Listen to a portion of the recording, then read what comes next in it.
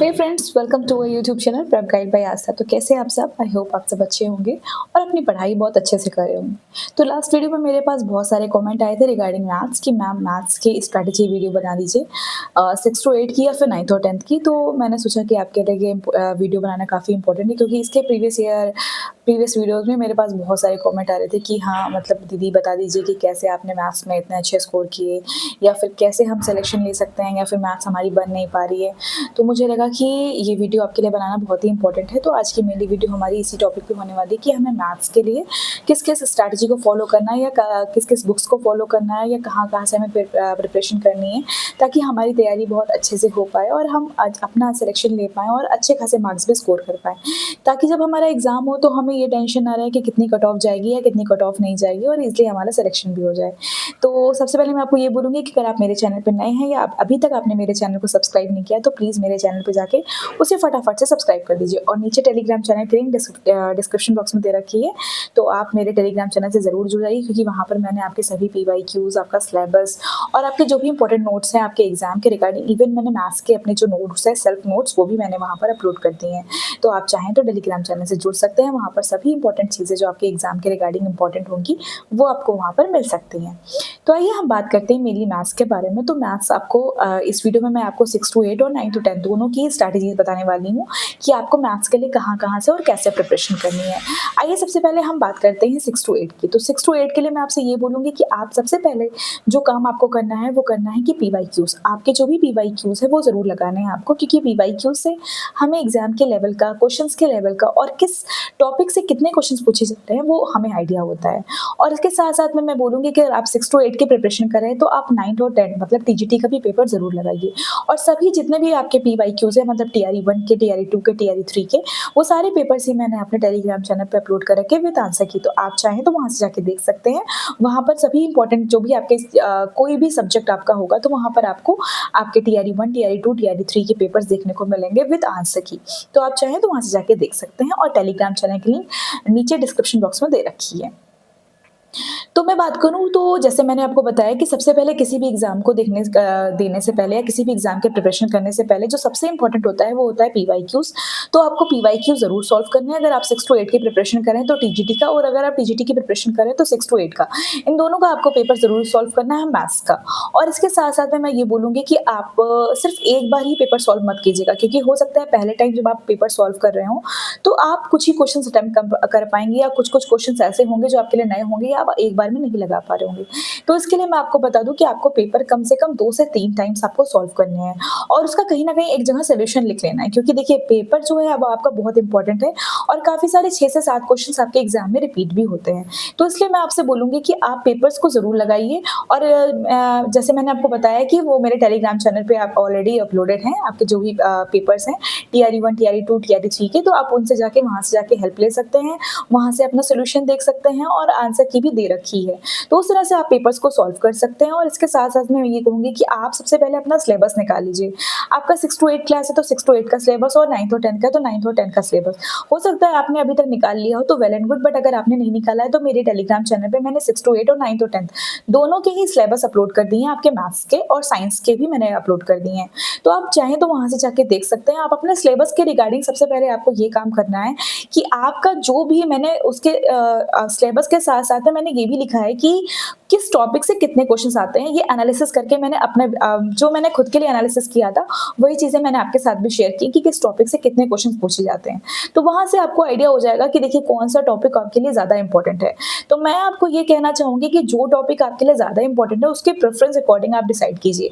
जैसे कि मान लीजिए हम एग्ज़ाम्पल लेते हैं कि हमारे लिए ज्योमेट्री बहुत इम्पोर्टेंट है, क्योंकि ज्योमेट्री से देखा जाए तो अराउंड 20 से 21 क्वेश्चंस पूछे जाते हैं टीजीटी में और मैक्सिमम क्वेश्चंस ये 6 टू 8 में भी इससे पूछे जाते हैं। तो सोचिए कि ये चैप्टर जो है वो हमारे एग्जाम के रिगार्डिंग बहुत ही इंपॉर्टेंट है। तो सबसे पहले हमें क्या करना है कि जो चैप्टर्स हमारे एग्जाम के रिगार्डिंग बहुत इंपॉर्टेंट है उसको उठा के हमें पहले कंप्लीट कर लेना है और उसका क्या करना है, उसको अगर हम पहले कंप्लीट कर लेंगे ना तो हमें लगेगा कि हमारे एग्जाम का काफ़ी सारा पोर्शन हमने पहले ही तैयार करके रखा हुआ है। उसके बाद में इस तरह से आप प्रेफ़रेंस डिसाइड करते हैं, जैसे कि मान लीजिए सेकंड नंबर पे आपका ट्रिग्नोमेट्री है, उससे आपके मान लीजिए कि 10 से 15 क्वेश्चंस आते हैं। तो देखा जाए तो सेकंड प्रायोरिटी आपकी वो होनी चाहिए, आप ट्रिग्नोमेट्री को सेकंड ऑप्शन रखें रखी है और उस तरह से सॉल्व करके उसको भी पूरा उसकी भी पूरी प्रैक्टिस करके उसको भी हटा दीजिए। इस तरह से आप सीरियल वाइज़ डिसाइड कीजिए। मैंने अपने स्क्रीन पर दे रखा है कि मैंने कैसे अपनी प्रेफ़रेंस डिसाइड की थी और इस तरह से ही मैंने अपना सिलेबस कंप्लीट किया था। मुझे लगता था कि जो टॉपिक ज़्यादा इम्पोर्टेंट है उनको पहले कंप्लीट करके फिर मैं सेकंड टॉपिक पे पहुँचती थी। इस तरह से मैंने अपनी प्रेफ़रेंस डिसाइड कर रखी थी। आप भी अपनी प्रेफ़रेंस डिसाइड करके इस अकॉर्डिंग आप भी अपनी तैयारी कर सकते हैं। अगर आप इस अकॉर्डिंग तैयारी करेंगे तो क्या होगा कि आपके सर का जो हेडेक है वो धीरे-धीरे कम होता जाएगा। आपको लगेगा कि जो आपके एग्ज़ाम के रिगार्डिंग ज़्यादा टफ चैप्टर हैं या जिससे ज़्यादा क्वेश्चंस पूछे जा रहे हैं, वो आप पहले ही कवर अप कर ले रहे हो। उसके बाद बचेंगे थोड़े-थोड़े चैप्टर्स जो आपके ईज़िली कवर अप हो जाएँगे एट द मोमेंट लास्ट में भी आपके कवर अप हो जाएँगे। तो आप ये चीज़ें कर सकते हो और इसके साथ-साथ में मैं ये बोलूँगी कि आपको 6 टू 8 के लिए या फिर 9th और 10th के लिए किस-किस बुक्स को फ़ॉलो करना है। तो मैं आपको बता दूँ कि 6 टू 8 के लिए आपको मेनली आर.डी. शर्मा की बुक है वो आप सॉल्व कर सकते हो अगर आपको बुक से पढ़ाई करनी है और एनसीईआरटी तो आपको साथ-साथ में लगानी है। आप 6 टू 8 की प्रिपरेशन कर रहे हैं या 9th और 10th की प्रिपरेशन कर रहे हैं। आपको 6 से लेकर 10 तक की एनसीईआरटी ज़रूर कंप्लीट करनी है क्योंकि देखिए एनसीईआरटी हमारे एग्ज़ाम के पॉइंट ऑफ व्यू से बहुत ही इंपॉर्टेंट है और काफ़ी सारे क्वेश्चंस एज़ इट इज़ हमारे एग्ज़ाम में देखने को मिलते हैं। और इसके साथ-साथ में काफ़ी सारे स्टूडेंट्स, काफ़ी सारे एस्पिरेंट्स ये भी हैं जो कमेंट कर रहे थे, दीदी कोई प्रैक्टिस बुक बता दीजिए जिससे हम मैथ्स की प्रैक्टिस कर सकें। तो उसके लिए मैं आपको बताऊँगी कि आप आर.डी. शर्मा की बुक फॉलो कर सकते हैं। और इसके साथ-साथ में मैं ये कहूँगी कि आप एनसीईआरटी ज़रूर सॉल्व कीजिए और अगर आपको कोई बैच परचेज़ करना है 6 टू 8 या 9th और 10th के लिए, तो मैं दोनों के लिए आपको बताऊँगी कि आप अमरजीत सर का बैच परचेज़ कर सकते हैं। अगर आपने अभी तक नहीं किया है या आप ऑलरेडी कोई बैच परचेज़ कर रखे हैं, तो वेल एंड गुड, आप वहीं से पढ़ाई कीजिए। लेकिन आप ये देखते रहिएगा कि आप टेस्ट देते रहिएगा क्योंकि टेस्ट देने से आपको ये एनालिसिस होगा कि आप जहाँ से भी पढ़ाई कर रहे हैं, क्या उतनी पढ़ाई आपके लिए सफिशिएंट है या आपको कुछ और भी रिसोर्सेज़ की ज़रूरत है। अगर आपको लग रहा है कि जो भी टेस्ट में क्वेश्चन्स आ रहे हैं, आप सॉल्व कर पा रहे हो, तो वेल एंड गुड। बट अगर आपको लग रहा है कहीं न कहीं कि आप लैग कर जा रहे हो या आप वो चीज़ें कंप्लीट नहीं कर पा रहे हो, तो उसके साथ-साथ में मैं आपको ये कहूँगी कि आपको अपने रिसोर्सेज़ बदलने की ज़रूरत है। आप देखिए कि कहाँ पर आपकी क्या कमी आ रही है, किस सेक्शन में आप ज़्यादा कम कवर अप कर पा रहे हैं या किसमें आपकी कमी रह जा रही है, किस टेस्ट में आपके मार्क्स कम आ रहे हैं। तो उस अकॉर्डिंग आप अपने रिसोर्सेज़ को चेंज कर सकते हैं या बुक्स को जो भी आप प्रेफ़र कर रहे हैं, उसको भी थोड़ा-सा आप देख सकते हैं कि क्या वो सही है या नहीं है।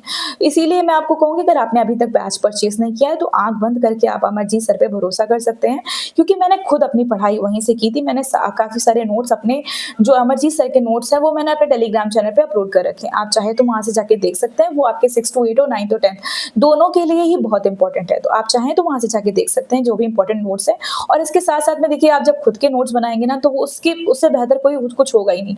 मैथ्स के नोट्स तो मैंने आपको सिर्फ एग्ज़ाम्पल के लिए दिया है। देखिए वो नोट्स आपके लिए हेल्पफुल हो सकते हैं, बट मैथ्स एक ऐसी चीज़ है ना जो बिना प्रैक्टिस के आती नहीं है। तो मैं ये बोलूँगी कि अगर आपको मैथ्स लगता भी है कि आप उतना कवर अप नहीं कर पा रहे, तो मेरी बात मान के आप प्रैक्टिस करिए।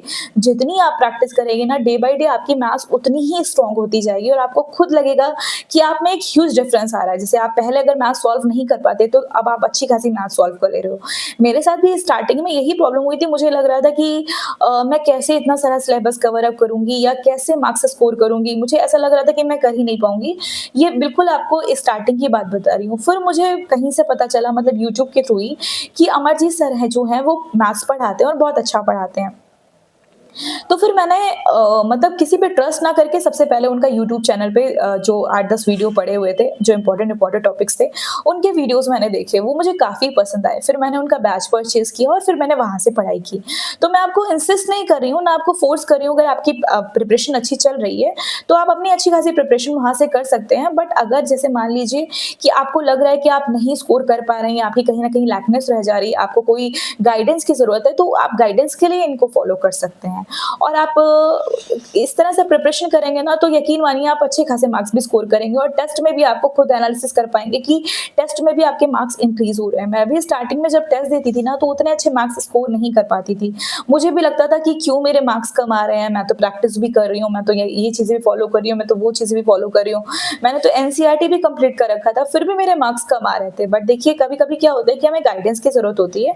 तो अगर आपको लग रहा है कि आपके अंदर कोई लैकनेस रह जा रही है, कहीं पे किसी पोर्शन पोर्शन में कमी हो जा रह जा रही है, तो आप उस टॉपिक को भी मान लीजिए अगर आपको लगता है कि कोई टॉपिक आपका पर्टिकुलर नहीं तैयार है, तो आप उस टॉपिक को सर्च करके देख सकते हैं यूट्यूब पे। हरजीत सर काफ़ी सारे टॉपिक्स के वीडियो दे रखे हैं, तो आप वहाँ से जाके प्रैक्टिस कर सकते हैं, उस चैप्टर को अच्छी खासी प्रिपरेशन कर सकते हैं। तो इस तरह से मैंने अपनी पढ़ाई की थी और इसके साथ-साथ मैं यही कहूँगी फिर से कि आप पीवाईक्यू ज़रूर लगाइए, टेस्ट दीजिए।